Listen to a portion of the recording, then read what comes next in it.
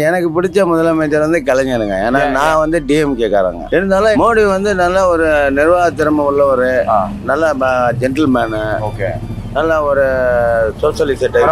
ஆனா நீங்க திமுகவுக்கு தான் ஓட்டு போடுறீங்க, ஆனா மோடி ஜென்டில்மேன் சொல்றீங்க. நல்ல ஒரு சோசியலிச மைண்ட் உள்ளவருங்க. சென்ட்ரல் கவர்மெண்ட்டை பொறுத்த வரைக்கும் நல்ல வெளிநாட்டு தொடர்புலாம் நிறைய ஏற்படுத்தி தராரு.